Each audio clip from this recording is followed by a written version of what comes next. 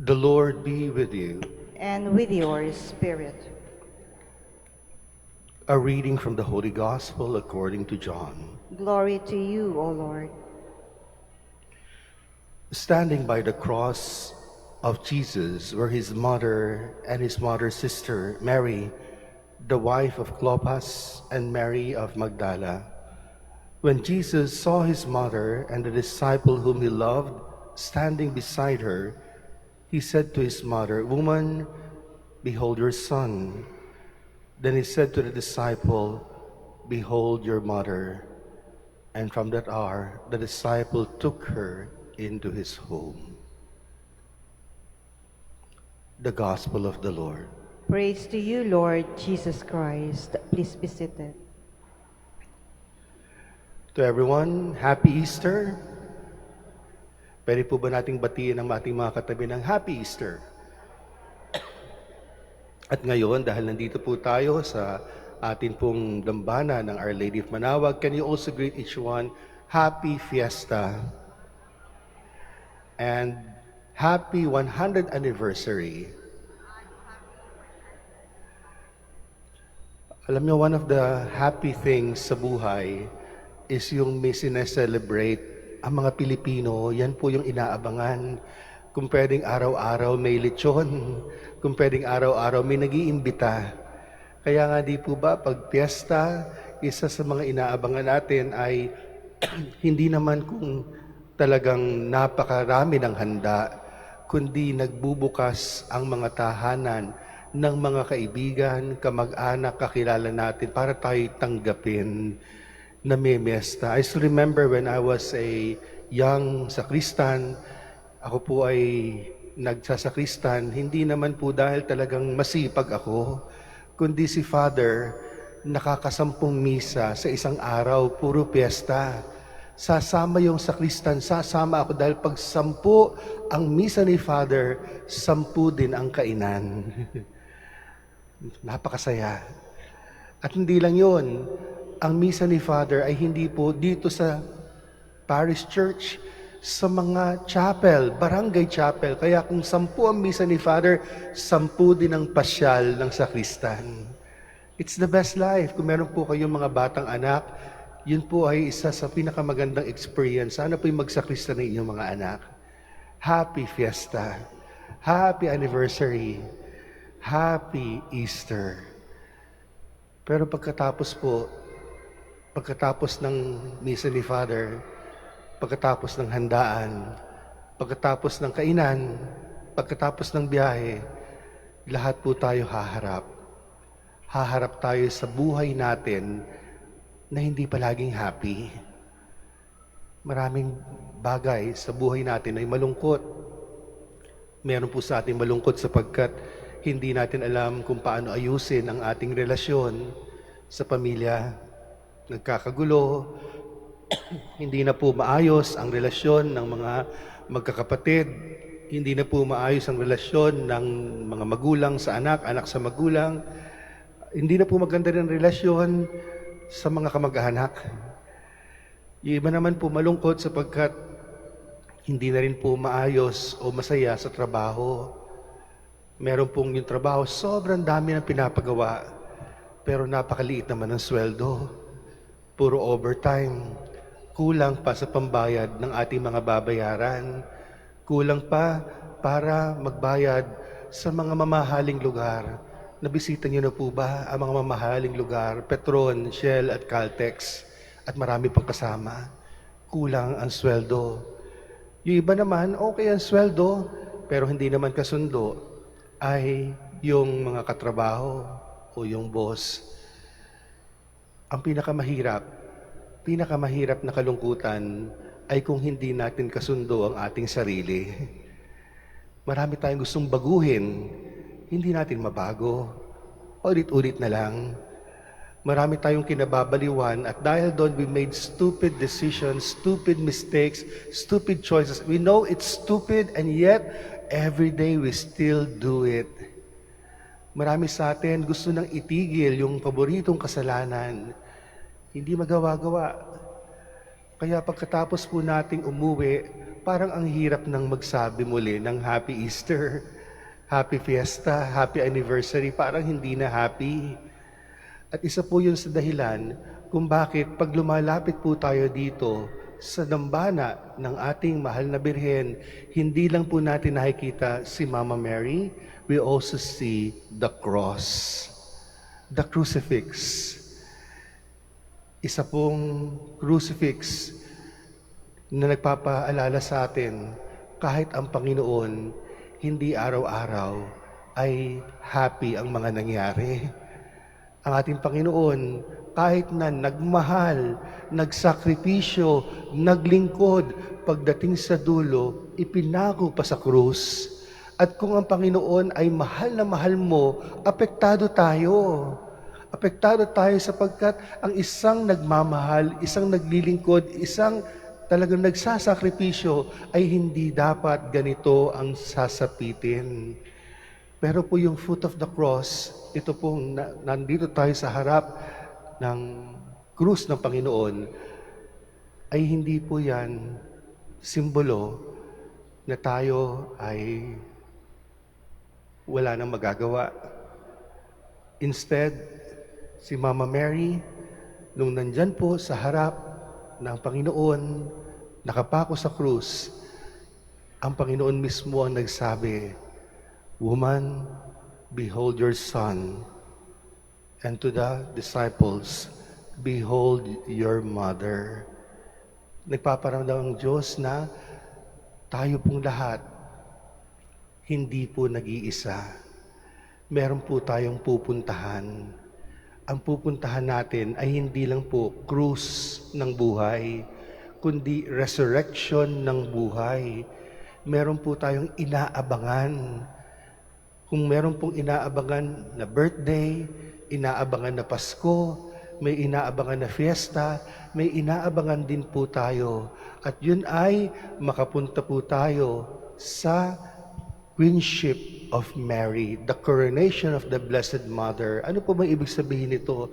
When the Virgin Mary was crowned Queen, kaya po may corona, hindi po yan corona sapagkat nagwagi o nagpaldo na. Kaya po nagkakorona ang ating mahal na Birhen. That crown symbolizes full of grace.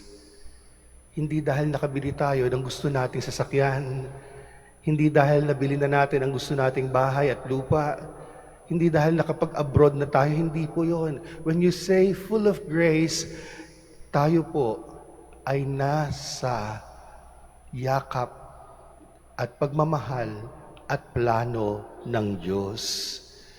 Kaya paano po gagawin natin ang ginawa ni Mama Mary? How do we look forward to a birthday, to an Easter, to a celebration coming into our lives? How do we become full of grace?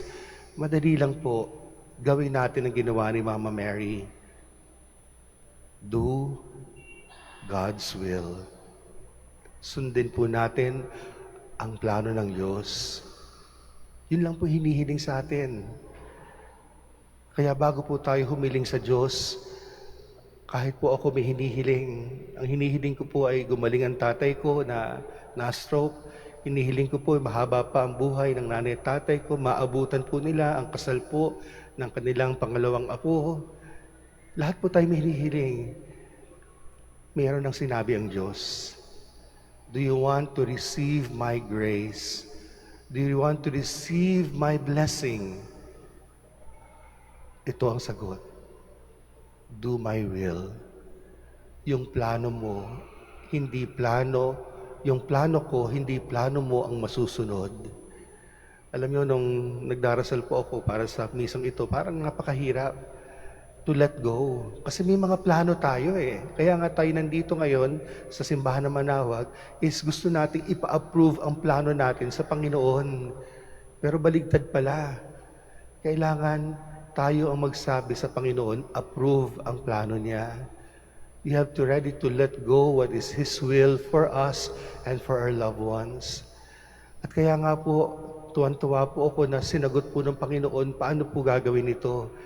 Kagabi po, nagtingin-tingin po ako ng mga lumang litrato At naalala ko po na 35 years ago, dito po sa harap na to, sinuutan po ako ng abito. First time, seminarista na po ako ng mga Dominicans.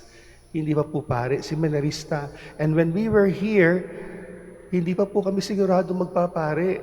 In fact, sa 12 po na sinuutan ng abito dito, 3 lang na po kaming naiwan. Out of 12, 3 na lang. Kaya during those years, marami sa amin nagdadalawang isip pa. We didn't know why, because we had plans.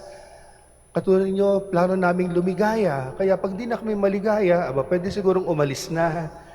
Plano namin na medyo maging komportable ang buhay. Kaya kung hindi kami komportable, baka pwede nang umalis na. Ang plano namin is maging successful. Kaya pag hindi namin feeling successful sa buhay seminarista at later on sa pagpapari, baka pwedeng umalis na. And then remember, kaya pala nilagay po ang novitiate dito po sa Manaoag sapagkat matigas talaga ang ulo natin. Mas gusto natin ang kaligayahan natin. The happy in Easter, the happy in anniversary, the happy in fiesta is tayo ay masaya by fulfilling our wishes and dreams.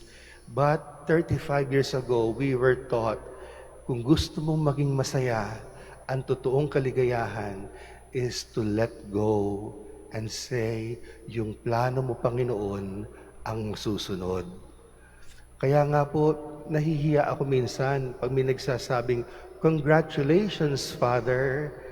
Ang daming nagko-congratulate pag may nagsasabing ang mga anniversary, 35 years since.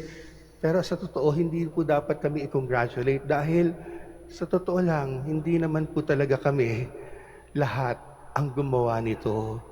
Kaya po kami nandito pa rin sapagkat we said, Lord, your will be done. Panginoon, hindi po to achievement. Panginoon, hindi po to award. Panginoon, hindi po ito binigay niyo sa amin. Umabot po ako ng ganito sa pagiging paring Dominican, hindi dahil po sa magaling ako.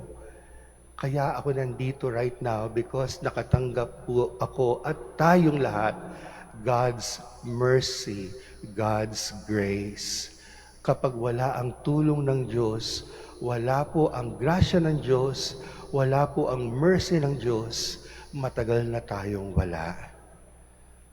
Kaya napakahirap to be humble and say, Lord, plano ko po kasi talaga maging doktor. Kasi nung bata po ako, gusto ko pagtanda ng mga magulang ko.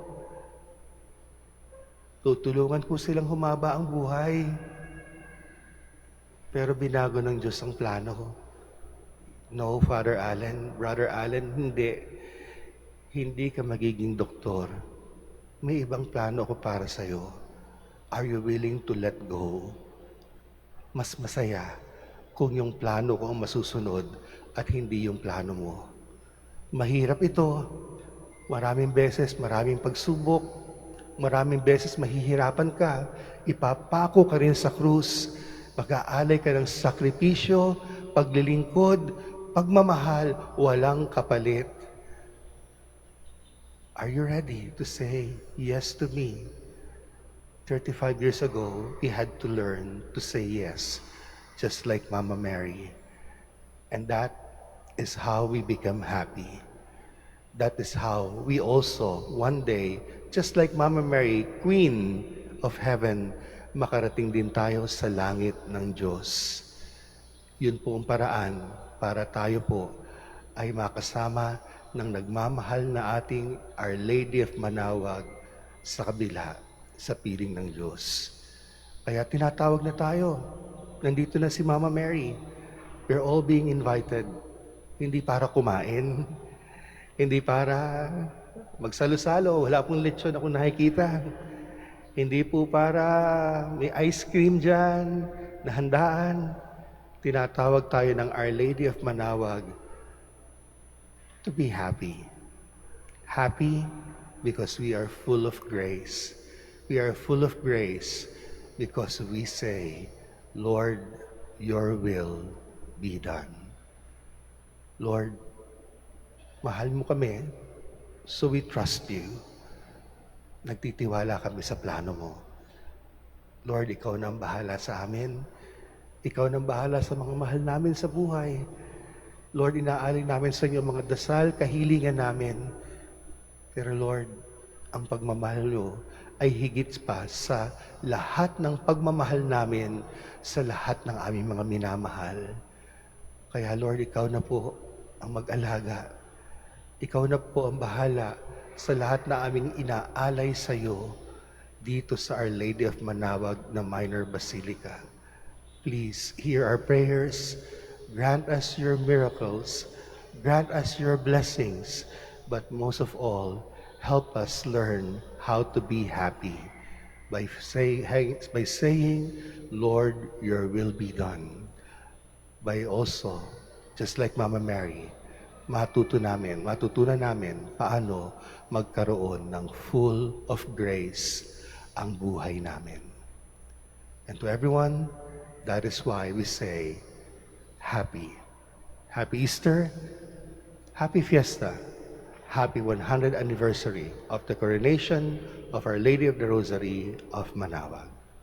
Lord, at the foot of your cross we say, your will be done.